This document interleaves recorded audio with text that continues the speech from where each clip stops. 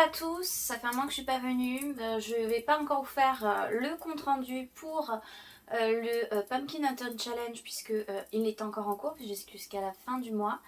Je vous en parlerai quand je le ferai. Mais je reviens aujourd'hui puisque l'Enluminé qui s'occupe maintenant, enfin déjà depuis l'année dernière, du Cold Winter Challenge a fait sa présentation avec les différents thèmes. Et c'est pour ça que je reviens pour montrer la palle que j'ai constituée, qui est assez phénoménale. Hein. Comme d'habitude, je n'ai pas l'intention de tout lire. Juste un maximum en fonction du temps que j'ai et de ce que j'aime. Donc je vais vous présenter les 4 menus plus le bonus. J'ai préparé un livre pour chaque sous-catégorie, après je sais que j'en lirai pas autant, ça peut vous donner des idées. Et moi ça me permet avec toute cette sélection d'éviter de trop me dire il faut absolument que je lise ça mais j'ai pas envie de lire ça maintenant, j'aurais préféré lire ça. Avec un plus grand choix, j'ai moins de chances de tomber dans ce travers-là. Donc pour ceux qui ne savent pas comment se passe ce challenge, nous avons tout simplement le mois de l'hiver en entier à peu près, on ne s'est pas arrêté au 21. On commence, on a décembre, janvier, février pour lire plusieurs livres. En lisant un livre, en réalité, on réussit le challenge d'une des formules. Je vous avoue, je ne les ai pas retenues puisque ça fait un moment que maintenant pour le challenge, je me suis plus sur la formule un livre par sous-catégorie ou un livre dans un menu, finir 2 menus, voilà, ce genre de choses. Je m'en occupe pas trop. Moi, le but, c'est que je lise le maximum parmi tout ce qu'il y a et d'en lire personnellement au moins un livre par mois, c'est le minimum syndical comme je dirais. Donc je vais vous présenter tout ça et s'il y a mon espace vide là, que je sais pas si j'aurais gardé pour la présentation, simplement parce que j'ai l'intention de vous écrire les menus à côté, au moins vous réussirez à vous retrouver. Enfin, je ferai quelque chose du genre. Donc premier menu tout court, c'est magie de Noël. Donc il y a dans chaque menu 3 sous-catégories. Donc la première sous-catégorie c'est All I Want for Christmas. Et dedans on retrouve romance de Noël, amour, amitié. Et ça peut se retrouver quand même pendant l'Avent, Noël et le jour de l'an. Donc pour ça, je l'ai gardé spécialement toute l'année pour le Pumpkin Autumn Challenge. J'ai pris Le Petit Jardin du Bonheur de Felicity I. McCoy aux éditions Prisma. Pour tout vous dire, j'ai totalement oublié de quoi ça parlait, puis je l'avais eu dans une Once Upon a Book, donc c'est pas quelque chose qui me... comment dire qui me faisait extrêmement envie en particulier. Hein, du coup... je l'ai eu, c'est comme ça. Donc c'est alors que l'hiver est bien installé dans le charmant village irlandais de Lisburg, la jeune et pétillante Cassie Fitzgerald se décide enfin de se rendre visite à ses grands-parents pour découvrir ce lieu dont elle a tant entendu parler. Anna Cassé, la bibliothécaire, sa fille Jazz et leurs voisins se préparent pour les fêtes de fin d'année. Ça tombe dans le thème, n'est-ce pas ?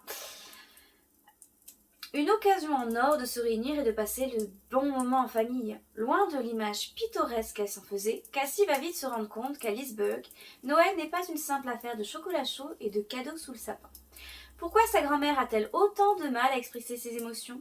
Anna réussira-t-elle à vivre l'histoire d'amour qu'elle mérite ? Et le jeune Connor parviendra-t-il à réaliser son rêve de devenir bibliothécaire ? Donc entre la bibliothèque et le fait que je suis team hiver plus que team automne, même si ça se voit pas, j'ai encore mes décos d'automne, mais c'est normal, on est encore en novembre. Normalement l'hiver ça commence le 21 décembre. Donc c'est celui-ci que je vais lire, je pense que ça se lira assez facilement, même si c'est une petite bricasse, pas vraiment une bricasse, c'est à cause de l'habitude, dans un petit 400 pages. Donc je pense que ça se lira vite, puis ce genre d'histoire ça se lit relativement vite. Deuxième sous-catégorie, c'est Lettres au Père Noël, épistolaire, enfance, jeunesse. Donc moi j'ai pris le mot jeunesse, donc j'ai pris un livre de jeunesse. Il s'agit des Gardiens de Cité Perdue, tome 4, Les Invisibles. Vous remarquerez qu'il y a certains livres qui étaient dans mon Pumpkin Autumn Challenge, s'ils se retrouvent là, c'est que je les ai pas lus. Donc c'est tout simplement le tome 4, c'est une saga que j'ai envie d'avancer. J'ai déjà le tome 5 depuis un an. Mais voilà, j'ai envie d'avancer sur ce tome, cette saga tout simplement pour avancer et rattraper mon retard petit à petit. Si je lis 2 tomes par an, à un moment je vais rattraper les publications. Hein.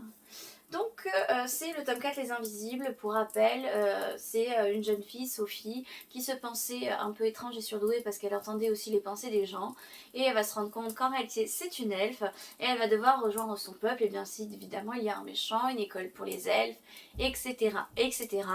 Je vous dis juste le speech un peu avant de commencer le premier tome, parce que si vous n'avez jamais commencé la saga, Voilà, et donc c'est aux éditions PKJ et c'est de Shannon Messenger. Dernière sous-catégorie de ce menu magnifique de Noël, il s'agit de Danse de la Fée dragée avec Fée, univers onirique, fantasy, fantastique. Et pour ça, j'ai choisi tout simplement le tome 2 de Six of Crows, donc La Cité corrompue de Leigh Bardugo. Donc ça c'est les éditions Milan, mais c'est une édition qui n'est plus faite puisque maintenant vous avez systématiquement le petit truc avec écrit série Netflix ou je ne sais trop quoi. Donc pour l'avoir je l'ai pris d'occasion.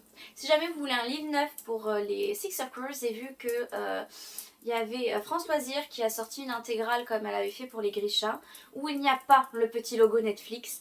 Donc certes c'est une intégrale et c'est du papier très fin et vous aurez les deux temps en même temps, mais si vous ne supportez pas comme moi les logos Netflix ou films, etc., vous allez apprécier que cette option existe. Donc voilà pour ça, c'est dans le Grishaverse. J'ai pas envie de vous parler du tome 2 parce que vous n'avez pas vu le tome 1, vous dire ah mince, il s'est passé ça. Enfin voilà, on va retrouver une petite bande qui doit sauver quelqu'un et je ne vous dirai pas qui. Et donc on est quand même avec des Grishas, des humains, etc. Bon, que l'on soit en hiver ou en automne, les deux saisons sont propices à faire ces petites infusions. On est en début d'après-midi au moment où je tourne. Il ne fait pas beau, c'est pour ça que ce n'est pas très lumineux. On verra si j'arrive à réguler ça au montage, sinon ça sera intimiste. Donc je serai parfois interrompue puisque j'ai mon infusion à boire avant qu'elle soit froide. Désolée pour les bruits de clochettes et de carton. Il y a un de mes chats qui se fait plaisir puisque j'ai reçu un colis il n'y a pas très longtemps et j'ai pas encore enlevé le carton. Et si vous avez des chats, vous savez à quel point le carton c'est une drogue pour eux. C'est comme le chocolat. Donc, nouveau menu, il s'agit de cocooning hivernal avec comme première sous-catégorie marron glacé, feel good, gourmandise. Alors, feel good, gourmandise, moi je prends en général dans ce genre de choses le feel good, c'est-à-dire mes livres que je sais qu'ils vont se lire tout seuls, sans aucun problème.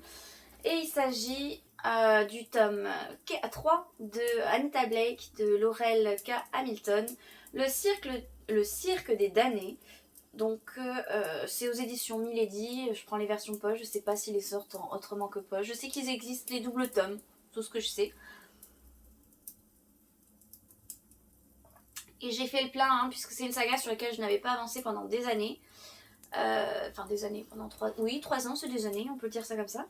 Donc j'ai fait une petite commande de livres d'occasion. Je l'ai pris la suite là du 3 jusqu'au 8. Je vais pas tout lire en cet hiver, bien évidemment. J'ai pas envie de m'en lasser non plus, mais voilà. Le cirque de la vie, je ne sais pas, hein. Je pense que nous allons voir bien sûr des morts revenir à la vie, puisque je vous rappelle que Anita Blake c'est une nécromancienne, un truc du genre, puisqu'elle peut faire revenir à la vie des morts.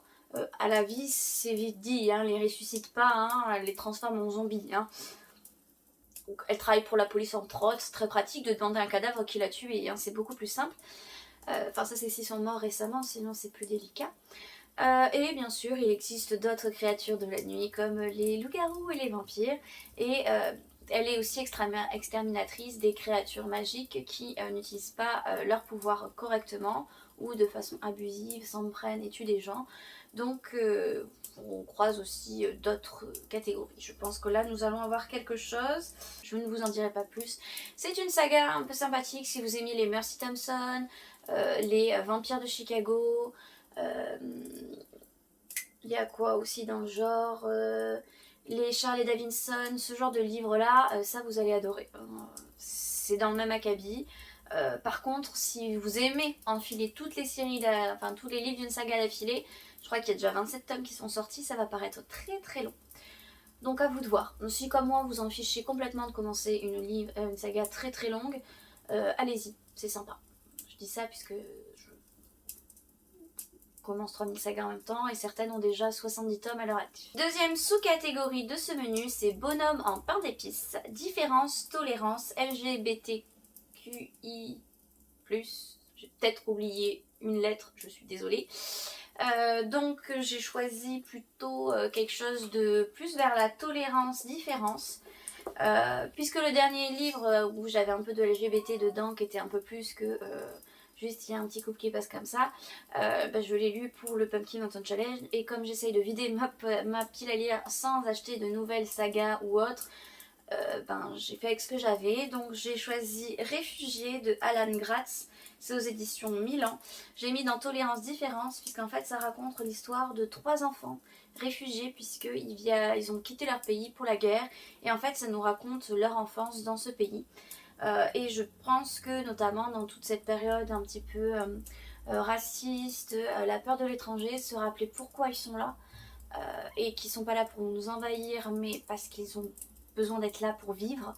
Je trouve que c'est assez intéressant, et je trouve que Différence, Tolérance, on rentre largement dans le thème.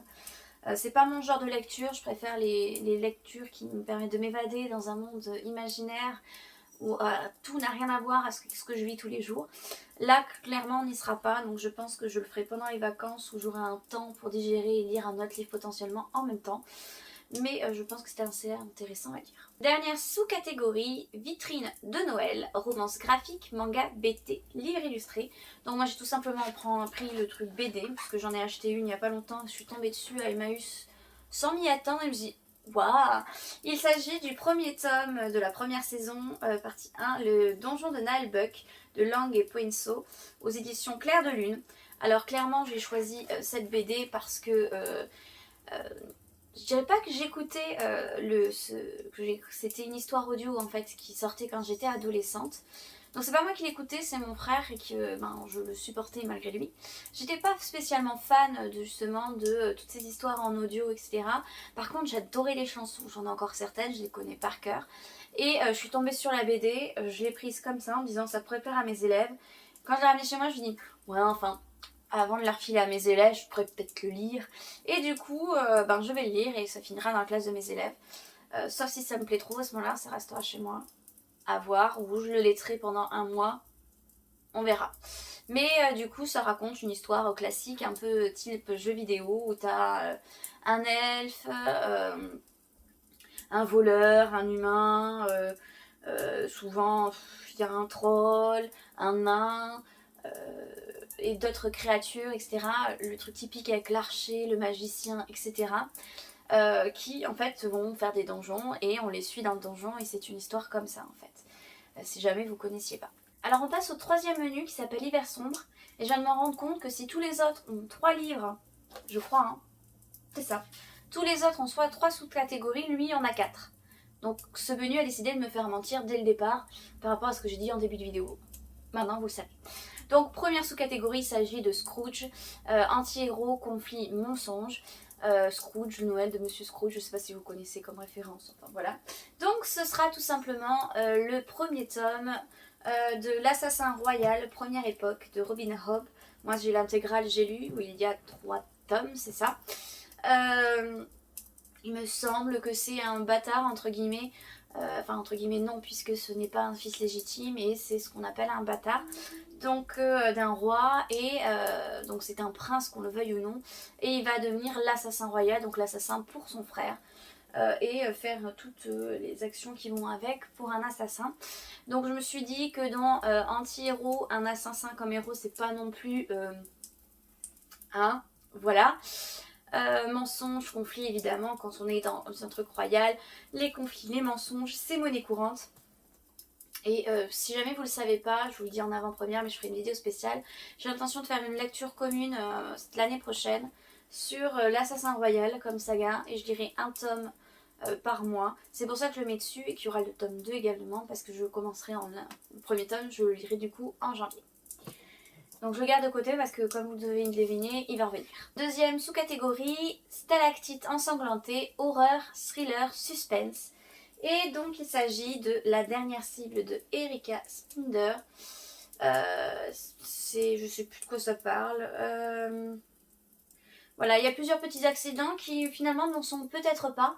Ça fait un moment que ça traîne chez moi. Erika Spindler, j'ai lu plusieurs livres d'elle en thriller policier, et j'aime beaucoup, donc c'est pour ça que j'ai décidé de le lire tout bêtement, tout simplement. Donc voilà, comme c'est thriller suspense, on est dedans. Troisième sous-catégorie, Père Fouettard, Force obscure, enfer et démons. Et pour ça, j'ai choisi le tome 2 de la saga Nevernight, Les Grands Jeux, donc de J. Christophe. Donc celle-ci, c'est l'édition de Saxus en relié parce que je les trouve magnifiques. Et quand c'est des bricases comme ça, le relié, mine de rien, ça évite de casser la tranche. Il prend encore plus de place par contre. Hein, voilà, c'est comme ça, mais c'est magnifique. Donc, je veux le lire et de préférence en décembre parce que je sais que le tome 3, qui est le dernier, sort, il me semble, en janvier ou février, si les dates n'ont pas changé. J'ai choisi celui-ci parce qu'il y a forces obscures et quand même l'héroïne peut manipuler les ombres. Et je pense que ça rentre parfaitement dedans. Je vais pas trop développer, mais en gros, dans le premier tome, c'est notre héroïne qui va, pour se venger, aller dans une école pour devenir assassin et pouvoir comme ça tuer tout le monde. Hein. Donc là, c'est la suite. Je vous dis pas où on en est pour ceux qui n'ont pas lu le premier tome, mais je vous le conseille, c'est vraiment sympa. Juste faites abstraction des notes de bas de page qui sont trop nombreuses et trop grosses. Je sais pas si ce tome-là, il nous refait la même... Non. Alors, je ne pense pas qu'ils aient lu ma chronique, mais cette fois, ils nous ont pas fait une note de bas de page par page ou presque, qui peut faire de ça à la moitié de la page. Donc, ce tome sera bien plus agréable à lire. Franchement, super. Je vous conseille de le lire. Et à la base, j'aurais mis celui-ci dans Anti-Héros, mais il fallait que je place le premier tome de l'Assassin Royal. Du coup, il est là. Et donc, quatrième et dernière sous-catégorie de ce menu, il s'agit de Un chalet sous la neige, huis clos, confinement, solitude. Et j'ai décidé de prendre Namesake de Adrienne Young aux éditions Titan Books. Donc, c'est un livre en anglais qui est la suite du tome 1 qui s'appelait Fable, mais c'est la saga Fable, voilà. Donc il paraît court, mais je peux vous garantir qu'avec tous les termes de navigation en anglais qu'il y a dedans, il n'est pas si rapide que ça à lire du coup. Surtout qu'il est en anglais. Alors dit comme ça ressemble ni à un huis clos, ni à un confinement, ni à la solitude. Mais on pourrait aller très loin, mais très loin, et se dire solitude parce qu'on est seul sous la mer, il n'y a que, on est enfermé entre guillemets dans notre bateau. Ça pourrait le faire, mais je suis pas allée titiller aussi loin pour essayer de trouver un truc qui rentre là-dedans parce que mon huis clos, le dernier que j'avais en thriller, je l'ai lu déjà, donc ça m'a un peu, ça a été plus compliqué. Mais spoiler alerte, hein, si jamais vous voulez pas vous faire spoiler, je vous conseille d'avancer au prochain livre. Pour ce tome 2, on finissait avec notre héroïne qui s'est fait enlever par quelqu'un, donc elle se fait, à mon avis, elle va se faire séquestrer, elle va être enfermée, donc seule au milieu de tous, donc solitude, enfermement, pour moi ça va être le début de ce bouquin, et c'est pour ça que j'ai choisi celui-ci, et aussi parce que j'ai envie de le lire. Nous passons maintenant au menu Marcher dans la neige, avec comme pour première sous-catégorie, pôle Nord, froid, hiver, neige, pays froid. J'ai pris En sacrifice à Moloch de Asa Larsson aux éditions Albin Michel. Tout simplement parce que c'est un policier qui se passe en Laponie. Laponie, pays froid, hiver, neige, on est pile dedans. Ça fait un moment que je l'ai, il faudrait que je le lise. Je crois que je ne l'ai pas pris parce qu'il me semble qu'il y a un livre qui était écrit avant, j'en sais rien. Mais au bout d'un moment, il faut bien que je commence à le lire et je me suis dit que par rapport au menu qui est censé être rempli de policiers où il n'en est mis qu'un, en mettre un deuxième dans un autre menu, c'était plutôt sympathique. Deuxième sous-catégorie, donc après le pôle Nord, le pôle Sud, voyage, cheminement personnel, évolution. J'ai choisi le deuxième tome de l'Assassin Royal puisque je me dis qu'en étant assassin, forcément on est amené à voyager, qu'on est amené à réfléchir puisqu'il me semble qu'il n'a pas l'intention de redevenir un assassin royal toute sa vie. Donc il va y avoir un cheminement personnel pour arriver jusqu'ici et on n'échappe pas à l'évolution quand on commence comme il me semble.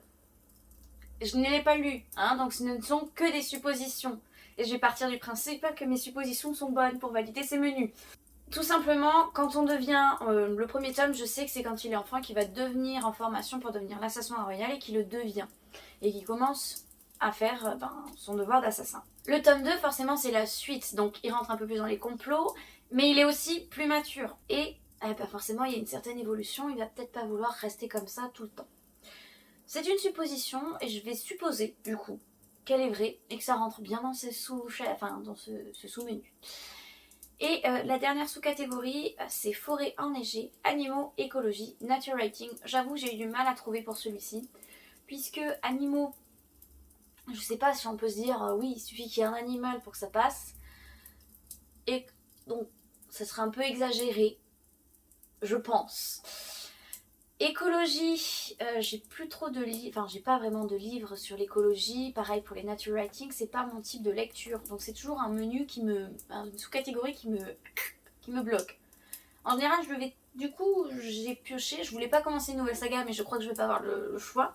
Donc j'ai choisi Arlo Finch, Le mystère des longs bois, de John August aux éditions Milan, puisque quand on prend l'arrière, il y a écrit en rouge: je protège la nature, je défends les plus faibles, j'éclaire les sentiers, je cherche la droiture, esprit de la forêt, entendez-moi, prononcez mon serment du ranger. Je me dis que s'il protège la nature, l'écologie, ça le fait.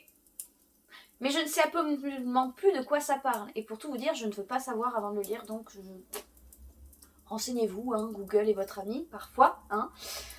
Donc j'ai l'intention de lire cette nouvelle saga, en espérant qu'avec ce que j'ai pris, il y a d'autres sagas que je suis censée finir, grâce à Six of Crows normalement, mais je voulais commencer Kings of Scars à la place, mais pas forcément, ah, tant pis. Et donc c'est tout pour ce menu, et donc elle a inventé un menu bonus qu'on peut switcher avec les autres s'il y en a un qui ne tente pas des masses, ou on n'a pas trouvé ce qu'il y avait dedans, etc.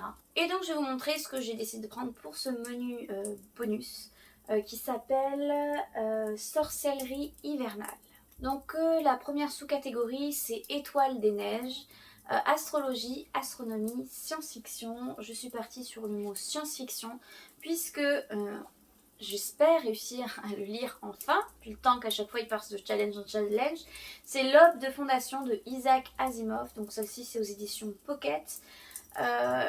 Donc c'est le dernier en fait de la saga. J'ai lu tout le cycle de fondation en entier. J'ai lu ah mince, comment il s'appelle? Non, il est pas loin. Prélude à fondation qui se passe juste avant celui-ci. Et donc maintenant il me reste plus que celui-ci pour vraiment tout finir, tout ce qui se passe autour de fondation. Surtout qu'il me semble que c'est Apple qui a sorti la série et qui est pareil, il n'est pas trop mal, hein, mais je ne suis pas sur Apple Series ou je sais pas comment. Apple Series, je sais pas comment ils l'ont appelé, mais il paraît qu'elle est bien faite, si jamais ça vous tente, une fois encore. Donc ça fait un moment, donc normalement je pense qu'on devrait voir les débuts avec la création de la psychohistoire là-dedans. J'ai l'espoir. Et faut absolument que je lise. Je le mets toujours vers le fin à chaque fois de mes challenges parce que il me donne envie, mais pas trop, puisque je sais qu'après j'ai du mal à reprendre la lecture derrière, puisque c'est un SF qui est quand même assez dense. Et c'est bête. Du coup, je le mets à la fin parce que j'ai pas peur de le lire. En fait, c'est pas que j'ai pas envie de le lire, c'est que j'ai peur de le lire. Et j'espère, je pense que cette fois je vais essayer de me le caser vers le milieu du challenge, à voir ce qui se passe. Pour essayer de réellement le lire cette fois. Deuxième sous-catégorie, nous sommes sur Baba Yaga, sorcière, femme de pouvoir, féminisme. Je suis partie sur femme de pouvoir, féminisme. Il s'agit de Broken Web. Je suis dégoûtée parce qu'il est arrivé, il était déchiré, mais c'est pas grave. De Laurie Emily, c'est le tome 2 de la saga Shaman Born. Et le titre du premier tome c'était Forest of Souls. Donc c'est aux éditions Page Street. C'est en anglais. Par contre, c'est en anglais, il se livrera beaucoup plus facilement que Namesake. Et en fait, j'ai choisi celui-ci puisque déjà on voit bien qu'il y a deux femmes sur cette couverture. Et donc nous avons notre héroïne et son familier qui à la base est sa meilleure amie et qu'elle a réussi à faire ressusciter comme son familier. Voilà, on en est là. Et en fait, le gros méchant qui est censé avoir disparu depuis très longtemps refait surface. Et elle va devoir combattre ça puisqu'en fait s'il s'est réveillé c'est sa faute. Voilà, hein, en gros c'est ça, j'aime bien.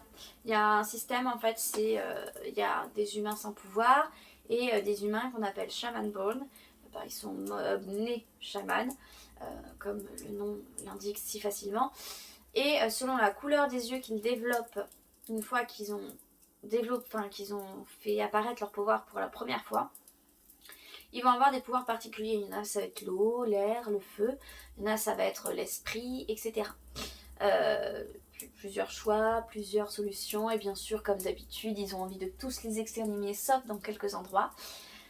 Et donc, ces personnes avec des pouvoirs ont besoin d'un familier pour utiliser leur pouvoir. Sans familier, ils ne peuvent pas utiliser leur pouvoir. Je sais pas si c'est... Ils ont besoin d'une âme. Généralement, c'est plutôt un animal plus qu'un humain. On n'est pas censé avoir de familier humain. Mais bien sûr, les choses étranges arrivent toujours à nos héros. Voilà pour ce livre. On en arrive donc enfin au dernier livre que je vais vous présenter, puis c'est la dernière sous-catégorie du menu, mais des menus tout court. C'est Yule, mythes, légendes, contes, réécriture de contes. Et j'ai choisi de prendre Contes merveilleux des frères Grimm, tout simplement, dans la collection classique chez le livre de poche.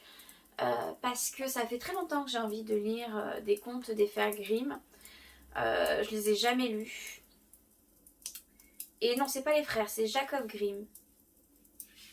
Je vais vous dire, voilà, en gros il y en a plusieurs. Il y a le roi grenouille, Apprendre à frissonner, Frérot et Sœurette, Doucette, Les trois fileuses, Jeannot et Margot, Le vaillant petit tailleur, Cendrillon, tout le monde connaît, Le petit chaperon rouge, que là aussi tout le monde connaît, Tom Pouce, La belle au bois dormant, Blanche-Neige, on a Jorinde et Joringel, L'eau de la vie, Peau d'ours, Jean de fer, Rose-Neige et Rouge-Rose. Et après, ce sont des commentaires. Voilà. Donc, ce sont des contes que j'ai toujours rêvé de lire, dont Cendrillon. Je sais que Javotte et Anastasie sont censées se couper les orteils et le talon. Et j'ai toujours voulu qu'elles souffrent un peu pour tout ce qu'elles ont fait à Cendrillon. J'exagère, je sais qu'en réalité, Blanche-Neige ne se réveille pas à la fin. Mais j'ai toujours rêvé de lire ces contes et c'est l'occasion et ça rentre dans ce type, dans cette catégorie, sachant que c'est un petit livre qui va me prendre 153 pages. Voilà. Donc c'est tout pour ce challenge, ce qui était quand même déjà bien assez, soyons honnêtes. Dites-moi si vous faites ce challenge ou pas, si comme moi vous remplissez tout et vous lisez un peu comme vous voulez, ou si vous cherchez un livre qui va prendre plusieurs catégories à la fois. Je sais que pour le mois de la fantaisie, c'est comme ça que je fonctionne, puisque en un mois je sais que je ne peux absolument pas remplir les menus, c'est pas possible, ou alors il faut que je prenne des vacances d'un mois et que je lise toute la journée. Je ne peux pas, je suis prof, mes vacances, je n'ai pas le choix de les prendre où je veux, je ne peux pas. C'est tout simplement mon énorme pile à lire pour ce challenge, qui j'espère va vider la mienne et que je ne vais pas trop la relire entre temps. On connaît tous ce problème, n'est-ce pas? Sachant que j'ai peu d'espoir à ce niveau-là, puisqu'il y a Noël.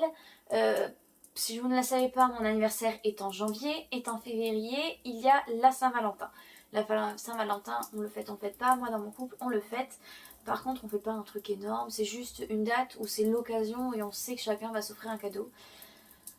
Et ben, quand ils savent pas quoi trop m'offrir, ils savent où se trouve sur Livratic ma wishlist, etc. Et ils piochent dedans, donc je sais catégoriquement que je vais avoir des livres. Donc je vais essayer de pas trop en acheter, juste les éditions reliées qui peuvent partir trop vite. Si je veux continuer la collection, mais les autres livres je ferai pause, niet. Voilà. Donc cette fois je vous dis réellement au revoir. Je vous retrouve bientôt pour une vidéo que j'ai filmée il y a perpète.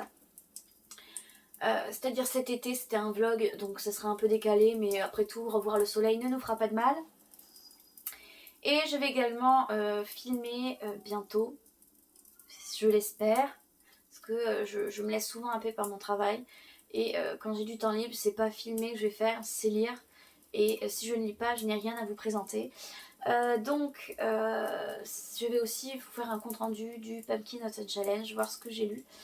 Je vous dirai pas ce que j'ai pas lu parce que c'est pas intéressant, mais vous montrer au moins ce que j'ai lu. Parce que j'ai lu pas autant que ce que je voudrais, puisque je sais qu'en septembre, la plupart du temps, je ne lis pas. Parce que c'est la rentrée et je n'ai pas le temps. Mais je vous expliquerai tout ça dans cette vidéo là. Et je vous dis réellement au revoir et je vous souhaite bonne lecture.